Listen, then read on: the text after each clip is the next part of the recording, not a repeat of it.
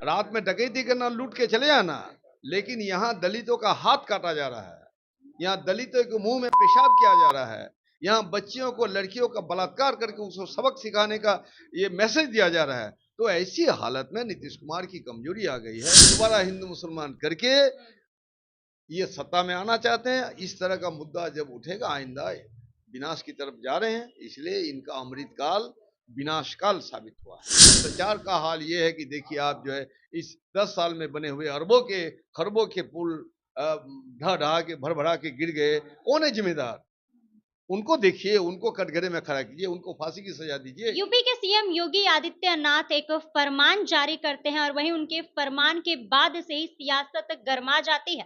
दरअसल आपको बता दें कि योगी आदित्यनाथ एक फरमान जारी करते हैं। उनका कहना होता है कि जो कांवड़ यात्री हैं, उन लोगों के लिए जो कांवड़ रूट है, वहां पर जितने भी फलों के दुकानदार होंगे, वो लोग फलों के सामने यानी कि उनके दुकान के सामने अपना नाम प्लेट लगा ले, जिसको लेकर बवाल मचता है। और वहीं से पूरे मामले पर बातचीत करने के लिए इस वक्त हमारे साथ माले विधायक महबूब आलम मौजूद हैं, तो उनसे जानते हैं कि वो इस पूरे मामले को किस नजरिए से देखते हैं। सर, सबसे पहले तो आप ये बताइए कि जो योगी आदित्यनाथ ने फरमान जारी किया है, ये सही है या फिर गलत है? ये तो बिल्कुल गलत है। अच्छा। ये पूरे देश में सांप्रदायिकता का जो जहर फैलाने की उनकी नीति है, उससे बाज नहीं आए हैं। इनको सबक लेना चाहिए। यूपी में किस तरह से इसकी धज्जी उड़ गई, अयोध्या में इनको इनकार कर दिया जनता ने, तो इससे इनको सबक लेना चाहिए।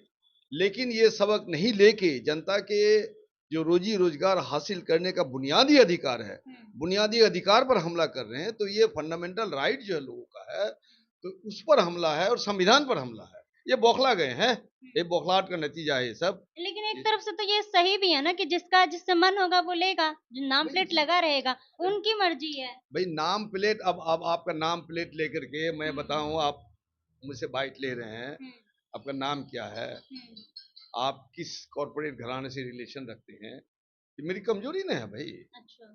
तो मेरी कमजोरी है। जहां जिसकी मर्जी होगी लोग लेगा। पूरा कुदरत का पानी है, बह के जा रहा है, पिएगा लोग।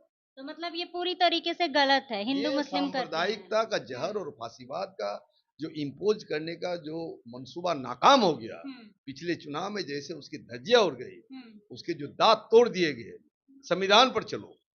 वहीं तानाशाही नहीं बीजेपी चलेगा वाले कुछ ऐसे लोग भी हैं जो बोल रहे हैं कि सिर्फ यूपी में ही नहीं बल्कि बाकी सारे राज्यों में भी भाई। इसे उनका लागू तो करना चाहिए। उनका तो बस चलेगा तो पूरे हाँ। हिंदुस्तान में जो 3000 साल तक वर्ण व्यवस्था थी, वही व्यवस्था को लागू करेगा। अच्छा। बीजेपी वाले को तो जानते हैं कि संविधान जलाया उन लोगों ने। बीजेपी वाले को तो आरएसएस से मतलब है। बाबा साहेब अम्बेडकर की जो बौद्धिकता है पूरी दुनिया में, जो रोशन सितारे की तरह चमकते हैं, वो उसके छाती में जलन पैदा हो रही है। तो बीजेपी का तो ये मतलब है। लेकिन मैं धन्यवाद देना चाहूंगा देश की जनता को, तमाम कोशिश के बावजूद भी चुनाव में कोई दंगे नहीं हुए। जिसने खुद अपनी पत्नी का मंगलसूत्र चुरा के कहां रख दिया, वो जनता को भड़का रहे थे कि ये लोग मंगलसूत्र चुरा के बेच लेंगे। प्रधानमंत्री बोल रहे हैं, आप रोजगार पर बोलिए, विदेश नीति पर बोलिए, देश की नीति पर बोलिए, ये बोलना चाहिए। आप आपकी धन संपत्ति को लूट करके आपको भैंस से, 2 भैंस से एक भैंसा खोल के लेके चले आएंगे, जो ज्यादा बच्चा पैदा करेंगे उनके यहाँ चलेंगे। सर फजूल बातें हैं। नाक कट गई इन लोगों पूरी की। तरीके से गलत है। ये बिल्कुल गलत है और संविधान की मर्यादा का हनन हो रहा है।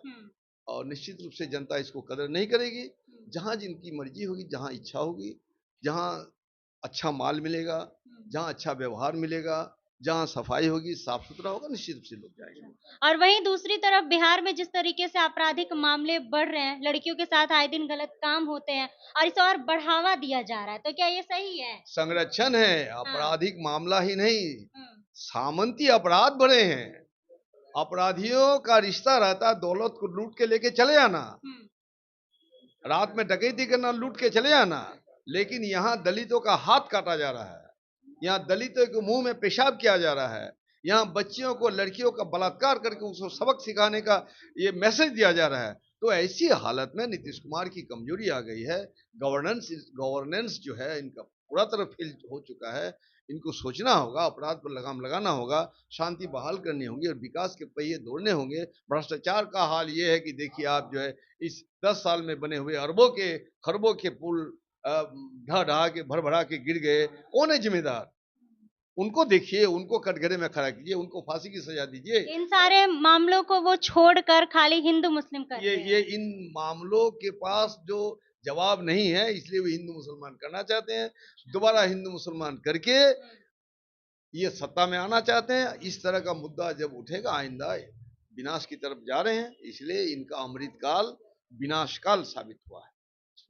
तो जैसा कि आपने सुना, इस वक्त हमारे साथ माले विधायक महबूब आलम है और इन्होंने बताया है कि जो फरमान जारी किया गया है यह बिल्कुल भी सही नहीं है और वहीं आपराधिक मामलों को लेकर इन्होंने कहा कि ये लोग सिर्फ हिंदू मुस्लिम की तरफ ध्यान देते हैं, जो मेन मुद्दा होता है उस पर तो वो फोकस करते नहीं है, लेकिन जो इधर उधर की बातें होती है वो सिर्फ वही सब करते रहते हैं।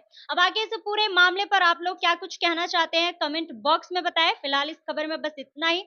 ऐसे ही तमाम खबरों के लिए बने रहे हमारे साथ और देखते रहे सच टॉक्स। धन्यवाद।